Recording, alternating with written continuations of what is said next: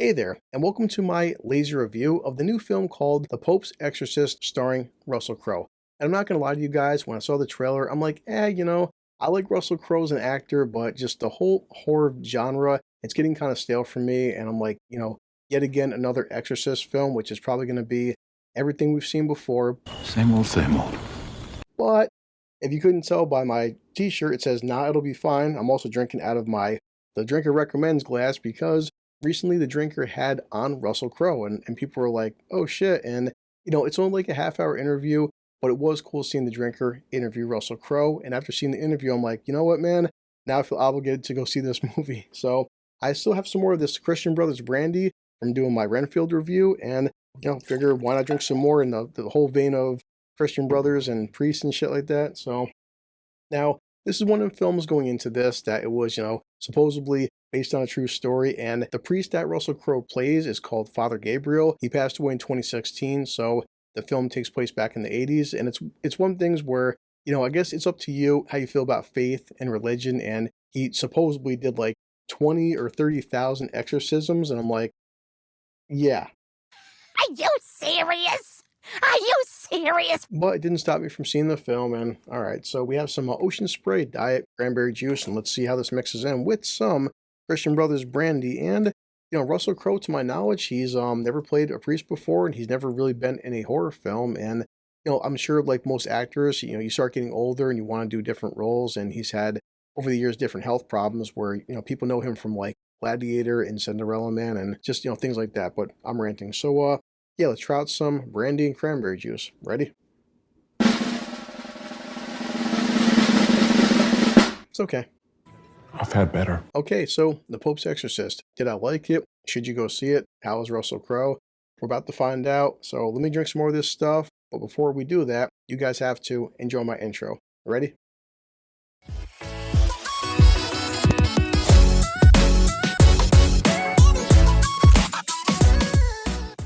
Not bad, but still better with Sprite. So what's going on? And as I said earlier, the film takes place in the 1980s and Father Gabriel is on assignment. He does an exorcism, everything goes according to plan, and then he has to go back to the Vatican and report what happened. Then we have a mother and her two kids, a young boy and a young daughter, and the short version is her son gets possessed by a demon. Bring me the priest. We cut back to Father Gabriel. He's sitting in front of a council and they have some new members of a younger generation and they're just saying that, hey, listen, Father, some of your methods are kind of outdated. They're kind of unorthodox and we have to try to modernize the church for modern times. The short version is Father Gabriel says, hey, listen, if you have a problem with me, talk to my boss. My boss is the Pope, hence the title is The Pope's Exorcist. Also, he's like, well, I've been doing this for so long that, it's not that my methods are outdated. It's just that I feel like 98% of people I interact with, they just have mental problems. They're not possessed by any kind of demon or evil or anything like that. They're just messed up in the head. And then they're like, well, okay, what about the other 2%? And he's like, well, the other 2% is something that I very simply call evil. Evil! Evil! The council doesn't approve of the way he's doing things, but you know what? Tough shit. And let me go talk to my boss. He talks to his boss, the Pope, and now the Pope sends him on a special assignment. And this is where, going into the film, I was afraid of. And now I'm just going to basically tell you my honest opinion of the film is that it's everything I thought it was going to be. I feel like after he talks to the Pope, it's everything we've seen before. It's very paint by the numbers. It's very predictable. It's young boys possessed by this new super demon that is something Father Gabriel has never encountered before. When he gets there, he interacts with the younger priest. The younger priest, he has to teach him the ropes. He has to test his faith. And everything that the demon wants and talking to the mother and a daughter is just everything we've already seen before. Now, there's a small subplot and it makes it interesting as a premise where involves the church 400 years ago and some very shady shit that the church did back then. And let's all be honest, the church has done some very fucked up shit in the history of mankind and just the history of the Vatican Church. Ancient history for some. But it doesn't really do much, and it's just everything I knew the film was going to be. In terms of Russell Crowe and his acting, Russell Crowe is Russell Crowe. The guy's a veteran. He's been there, done that. His character is very charming. He's charismatic. He's playful. He tells jokes from time to time.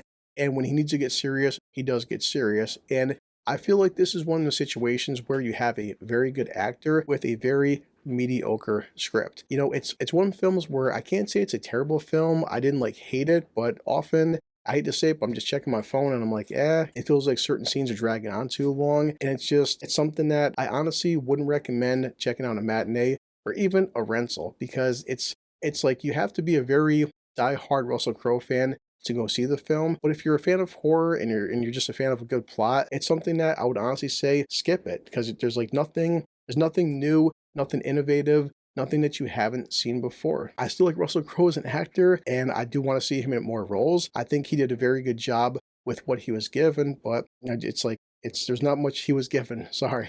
He was really good. Love Russell Crowe. Think he did a very good interview with the Critical Drinker. I will put the link for that in the description below. But my overall assessment is, just like my sex life, if you miss out on it, nobody cares. Well, you're not missing much. Hope you liked my review. I couldn't add much because there's not much to talk about. I'm sorry, it just didn't do it for me, okay? That's pretty much it. So as always, I have to check my watch and get to editing, but then get to tell you about my wonderful job.